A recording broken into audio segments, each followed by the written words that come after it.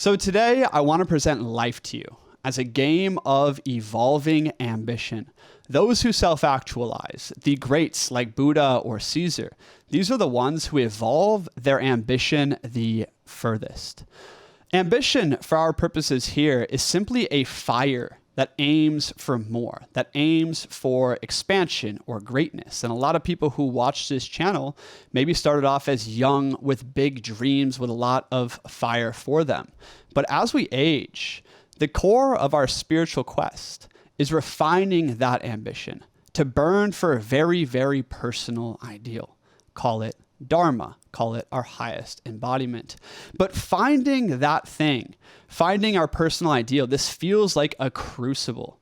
And that's because the early fire we had for, say, level 1 ambitions must evolve as we mature.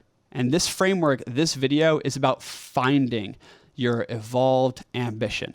So to begin with, do you ever remember really wanting something? Maybe it was to win the championship. For me, it was to be valedictorian of my high school class. And when I really wanted it, I'd stay up late studying all night with my friends. I would overcome any obstacle. It was actually of no account. And I felt a lot of progress. I felt a lot of fulfillment chasing a dream, right?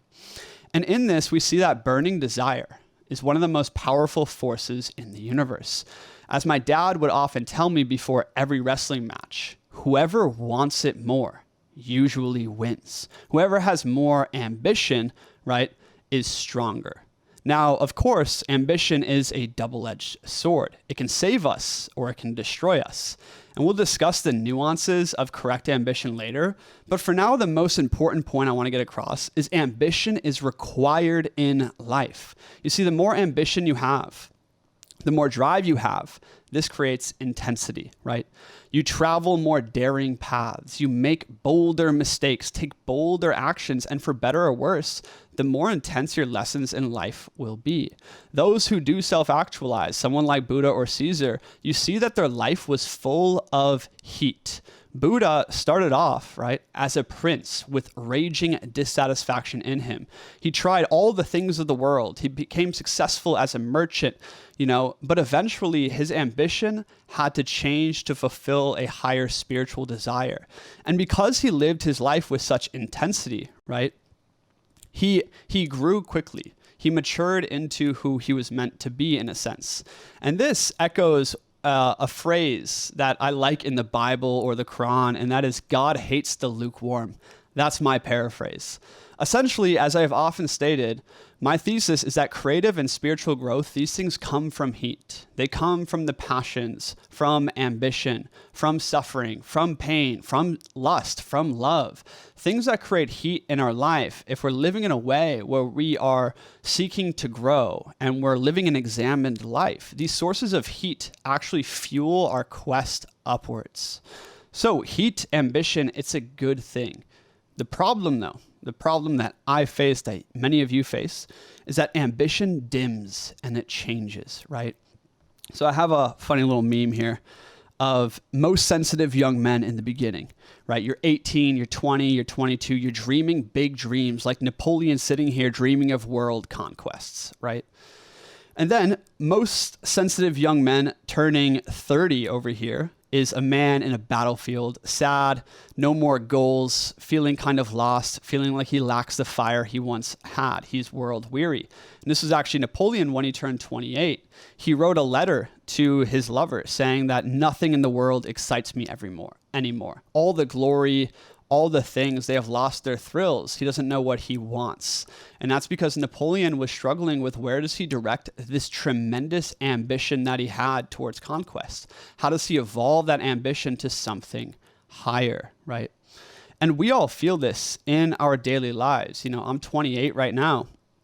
And in Peru recently, I got depressed for a couple weeks. In fact, depression has kind of been a cycle for me over the past year or two, if I'm going to be honest.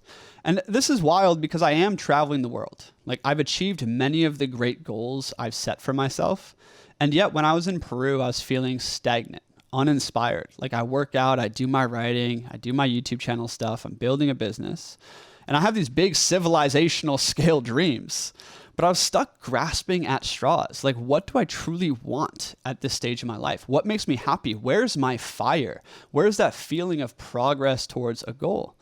And I woke up very restless one morning, really wrestling with these questions. And I wrote a poem that says, "Oh, glorious ambition, to really want again, to shoot at the stars with all earnestness, to rouse myself to glorious action.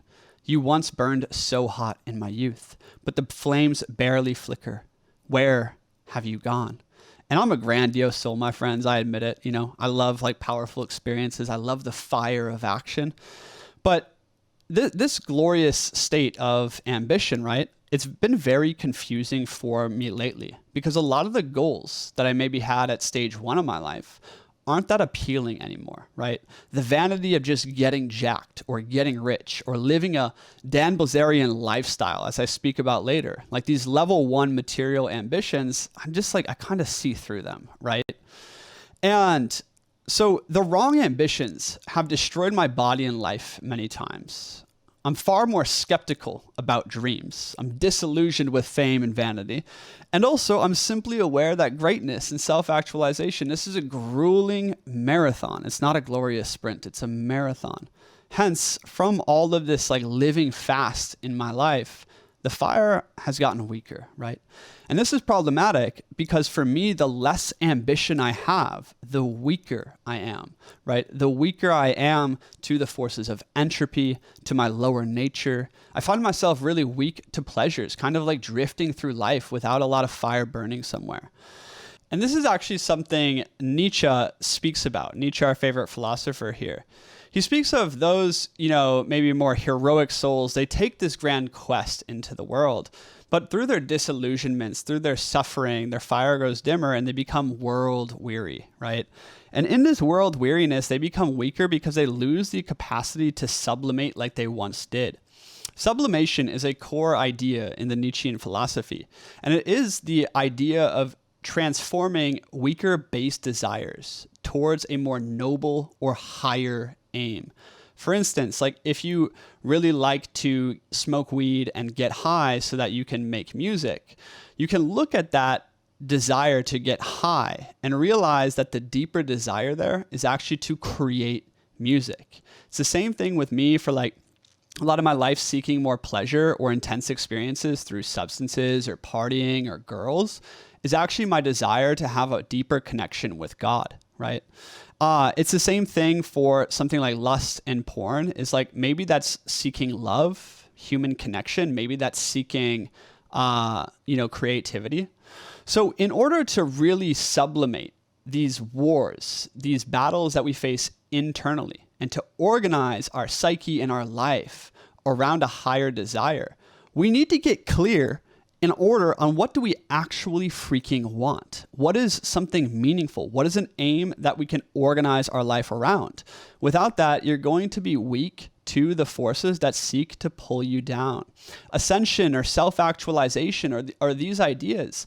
Not many people do it because it's hard, and not many people actually evolve to a point where their ambition becomes clear at a higher stage, right?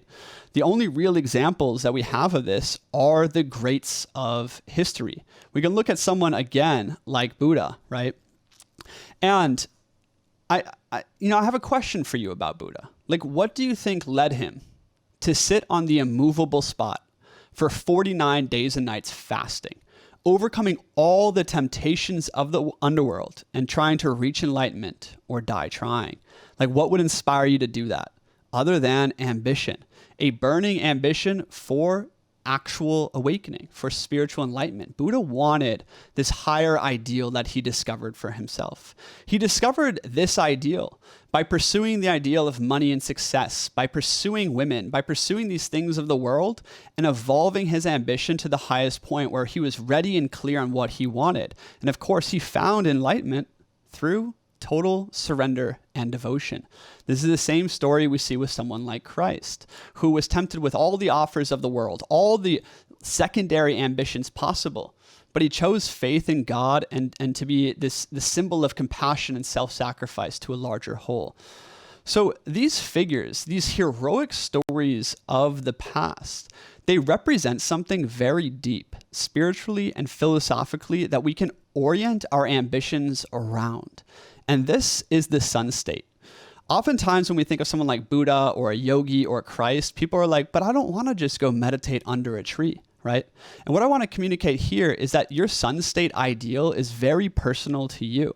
And it's found through following your deepest desires, right? Not just following someone else's path. So the sun state is the most important spiritual symbol representation on the planet, okay? I've spoken of the sun state in many videos in my solar spirituality series at this point. But essentially, the sun, what does it represent, right? It represents victory, life, power, excellence, virtue, right? These very positive qualities. But esoterically, like on a deeper, more fundamental level, the sun is the best representation of God's domain pouring forth in the material world.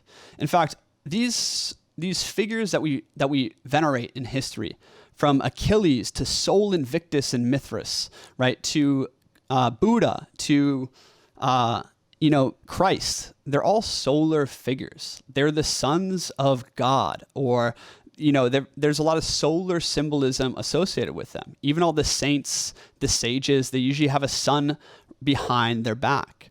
And this is because this is a representation of them evolving their ambition all the way to the point of the solar ideal, okay? So before we talk about finding that ideal, I just want to go back to these levels of ambition that we're going to break down here. So in the beginning, we tend to want level 1 ambitions, right? Wealth, money, fame, muscles, vitality. These are undifferentiated things of more. Maybe you want it to be a Renaissance man. Maybe you want it to be an astronaut.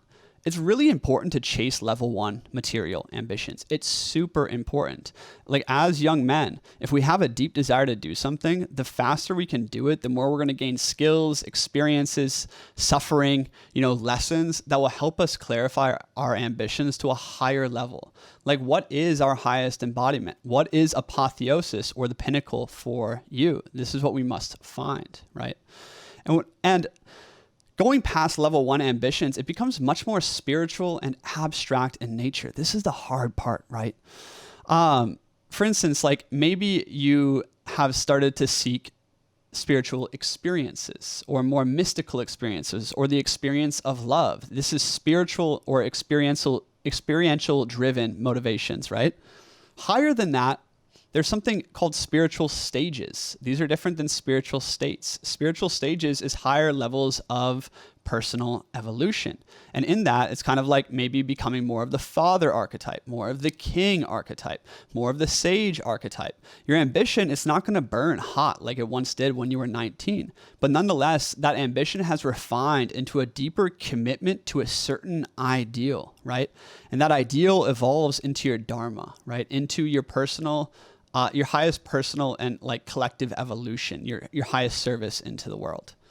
So all this is to say, what the fuck do I really want? What do you really want? And how do we clarify that into a higher self-image, into a solar image, and into actionable daily things that we actually feel progress in? So let's talk about that. So to clarify, what do you really want? We need to go look at our dragons, my friends. We need to go look at the shadows in our own personality, as well as the light in our personality. So if I look closely at my life, especially my addictions, my deepest desires, a couple core things stand out, right? One is this like deep desire for productivity, right? Like this desire and will towards genius or greatness that often drove me as a young man, this deeply productive urge. The second thing I really want is like profound experiences. Like I want to feel connected to the divine, The third instinct, a very strong instinct inside of me, is the instinct towards love, family, and friends. And oftentimes these deeper instincts inside of us are at war with each other, right? The desire to just live a peaceful life in a cottage with your family and friends is at war with your instinct to become the next great Renaissance man. Is at war with your purpose to make a lot of money and build a business. Is at war with your instinct to just be peaceful and pursue the holy life of meditation and contemplation. These instincts are warring against each other. Good. That is generative. That is the generative tension. But the thing we have to really nuzzle down here and reveal is, where are the parts that we loop into a very self-destructive pattern, right? Maybe it's with drinking alcohol. Maybe it's with chasing women. Maybe it's with getting high, right? Whatever dragon you wrestle with most is revealing a deeper level of ambition for you. Let me repeat that. Whatever dragon you wrestle with most is revealing a deeper unifying ambition for you, right? For instance, my journey with addiction to a variety of stimulants, right, was a deeply productive urge wanted to be brought forth. I didn't know how to bring it forth, right?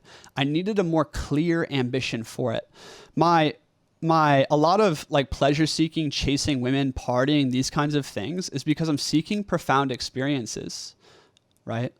But I didn't know how to have a practice that cultivated profound experiences in a more sustainable way. I didn't have a deep relationship to a spiritual discipline, right? So all of these things are coming together to reveal a deeper ambition for me, right? A deeper ambition towards perhaps my next solar ideal. And yes, this is complicated, my friends, right? We're talking about what is your dharma, what is your deepest ambition? How do you isolate that? It's going to be a unique journey for you, right? For me, I'm just going to share what's worked and where I'm at in my own spiritual quest. So I wrote something for you here. And this is called the states versus stages in spiritual development, okay? And this is actually a rough draft from the fiction book I am working on. Now, the fiction book ties very deeply into my next ambition I have discovered for myself, right? To start there, I was feeling really meh about just continuing to write scripts for YouTube, trying to one-up every single video I've ever done. I've made thousands of YouTube videos over the last 10 years. I don't burn for this. This just feels like work and something meaningful to me, but it's not something hot for me. I was looking for something new, a deep craft. And I've had impulses towards writing fiction for most of my life, right? I've saw it on the horizon many times. And the crazy thing about whenever I've tried to write fiction, I actually feel joy. I feel the subtle tendrils of obsession. And I realized very recently that, whoa, writing fiction for me is a craft that makes me more solar, makes me more energized. It's nourishing. And also, right, it is, it's deeply it's an ambition that's clear, that's immediate. So we're going to be looking for these things, writing fiction for me. Maybe it's music for you, right? We got to be looking for these crafts that can channel our ambition into a very definite thing. Because if the gym doesn't hold it for you, and your business doesn't hold it for you anymore, and chasing women doesn't hold it for you anymore, where's your craft leading you? Where's your deepest desire leading you? Following those tendrils. So anyways, this goes into my second level of ambition, which is more spiritual in nature, right? So I wrote this little fiction section. I need to add a lot of narrative and pieces to it, but this is a wise mentor in the book speaking to my main character, Xander. And the wise mentor says, quote, "What you have been chasing up until now, Xander, is states. States of experience, states of feeling, states of mind, states of love. But these always wear off, leaving you at a new low. The restlessness builds until you are chasing the dragon to another high, another love, another mystical moment. Always using up your yang energy in pursuit of things of the world, or even spiritually in pursuit of states of feeling. To progress, Xander, it's not about states, it's about stages." And then there's going to be some things happening here in the book, but then it comes back to the wise mentor. "I see you have already grown distrustful of states of being. Good. But now you must confront that part of your soul deeply. You must see him, the teenager wanting to feel high, and let him go. The young seeker experiencing the magic of God and falling in love for the first time, and let him go. The man wrestling with the immense suffering of life, seeking to escape it, and let him go.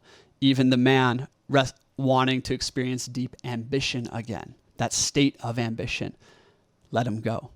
Let states wash over you. Even in meditation, these states are of little import. Conquer that attached part of you that mistakenly believes you will find God or happiness in a state of feeling. You see, Xander, chasing the sunshine will mean you never find the sun. The sun is the core of your being. By building the sun at your core, you will experience every state known to man, and you will transcend them. You will find higher stages of experience beyond all that you know. But what you must do is strengthen the sun within. That must be your prevailing ambition.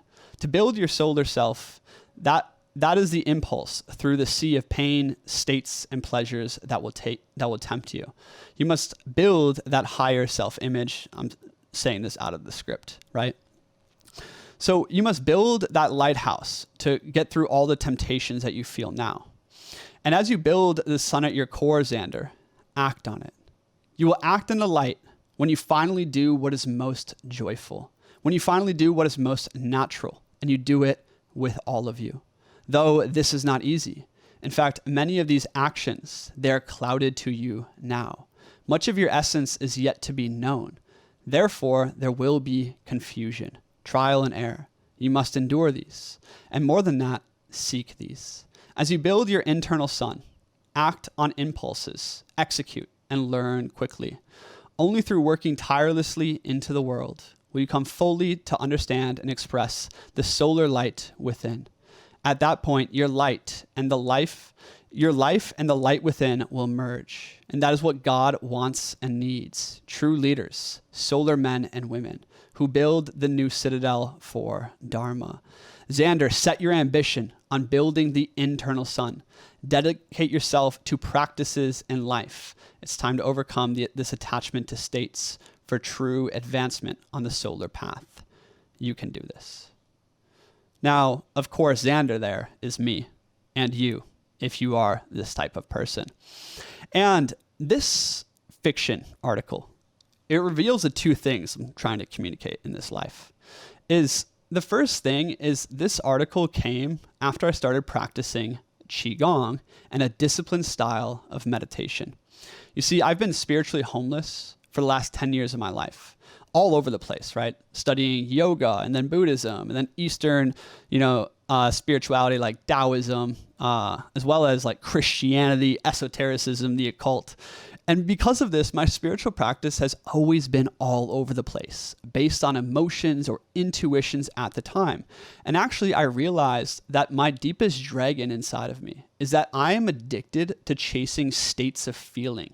Ambition itself, the fire of progress. I'm also very susceptible to thinking I'm having some kind of spiritual moment or mystical moment when these things just kind of fade, leaving me at a new low.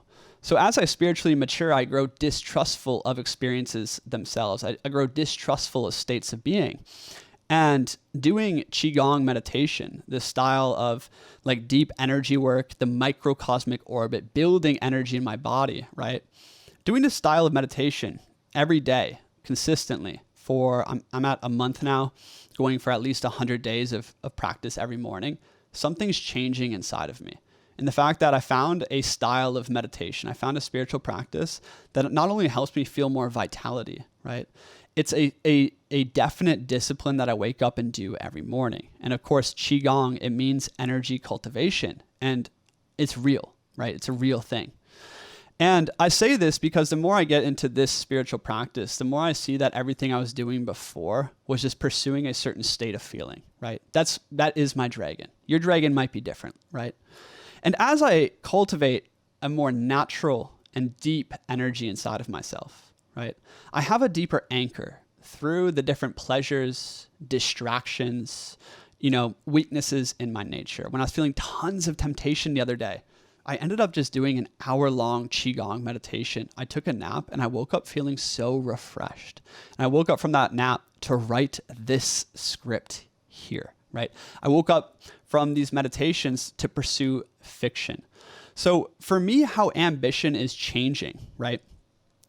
It's changing very deeply on multiple levels. And that is because, first of all, my core ambition is to cultivate vitality in a deep practice every day. And for me, vitality was often lost by chasing different states. Now I'm trying to sink deeper into the yin, into the surrender of life, right? Discovering God in stillness. So that's my main ambition. Sorry, my lips are chapped. And this has led to a second ambition, a second realization, is to follow my natural joy, right? So I've written a nonfiction book. I've run multiple YouTube channels. I've done immense amount of writing on essays, and all of this has felt hard. Like, yes, some of these scripts feel really easy, but writing that book I wrote was hell on earth. My favorite part of writing that nonfiction book, The Psychology of Slaying Dragons, was my fiction opening, right? I've been called to write fiction many times, as I said, and it feels so naturally joyful, right? So that piece I just read to you there, right? That's just like an expression of my dharma. And I found that by not trying to force myself to be something I'm not. And picking a goal, picking a very immediate goal that feels really aligned with my nature. For you, it might be learning to play music, learning a different skill, like building, some kind of creative project or, a farm or a garden, right? Follow your natural joy. And ultimately, this reveals this second stage or this maybe third stage in the evolution of my ambitions, is that I'm not meant to burn hot for these big dreams anymore. That's the ambition of a young man, right? It's the Napoleon dreaming of world conquest. I love to dream, my friends. I'm a visionary. I want to build awesome things. But at this stage of my life, like turning 28, traveling with a team, taking on a lot more responsibilities, I realize my archetype is more transitioning into a leader, into a father, not the heroic young warrior, but the man who has returned from this journey to help others, right? And this is a lot of more of an exhale, right? And therefore, in order to truly spiritually evolve for me, it's not about aiming upwards anymore, right? It's about aiming at cultivating vitality inside and just sharing it with people, following what's naturally joyful. And all of this comes into what I would say is my next higher self-image, right? And this higher self-image, this comes down to the 4 actionable steps that you can take right now and we can all take, right? Is coming into what is your solar ideal? What is your higher self-image? For me, for instance, it's like, this is going to sound, grand and glorious, but like I'm sitting there on a mountainside, relaxed, like deep in my power and presence, sharing wisdom, right, to young men, taking a grand adventure with the tribe, and like going down from the mountainside to this glorious dance party with people I love. Like it's this higher self-image for me of the man who has looked the dragons in the eyes and has looked away and won, who has gone through these periods of rock bottom and has emerged from it as the child riding the freaking lion that roars. Like that's literally like the mythology that's happening in my own mind, right? Because like truly changing your ambition, truly evolving to the next level, it's hard, it's confusing. And also you're going to be susceptible to the temptations that once ruled you. Hence we need something that's strong, an ambition that we want, right? And then you need to take that self-image, that glorious, grandiose self-image that you have of yourself, your myth, your personal mythos, my friends, right? And you need to break that down into 2 things that are very, very important, right? One is a spiritual practice that embodies your ideal. When I sit and do my Qigong meditations, the whole thing is about gentle excellence, holding myself in the correct posture of body, the correct posture of mind, pursuing the gentle, perfect breath, and focusing on that. And that spiritual practice, it embodies my ideal of relaxed excellence, of vitality, love, and wisdom. And it's something I can repeat every day. In Qigong, there's a system of practice, of breathing exercises, of awareness within your body, of opening centers in your body. And it's something I can repeat every day, and it anchors me when I'm tempted, when I'm distracted, when I'm restless, right? So I encourage you to find your spiritual practice and connect to a higher power here. Whether that's prayer, Christianity, yoga, Qigong's very, very, very powerful, right? And the second thing you need in terms of breaking down your ideal is a craft. Most people fail here, right? A craft is an action that comes from your core and moves you towards your dreams. It could be writing, it could be building a business, it could be playing music, right? For me, what I was seeking is like my spiritual ideal was changing for a long time there. And it didn't have an outlet, right, of a spiritual practice and a craft. And the old crafts of like just building a business or building this YouTube channel, like I feel like, okay, I got that. Like we got that. You know, I've made, shit. Is it not recording? Well, we lost the video, but I got that, right? And I was looking for a new craft, and I found that craft in writing fiction, hopefully, as well as doing a lot more leadership in the app we're developing.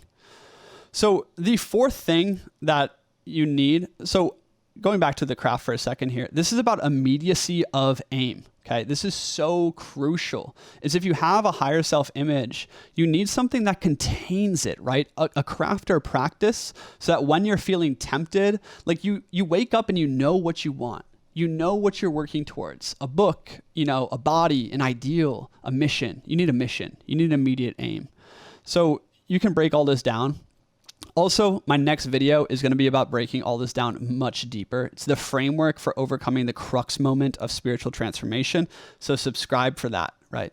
The fourth thing that you can aim to build is a community that is striving with you. So Plato understood friendship as the co-striving for the ideal. It's when friends get together to strive for something together.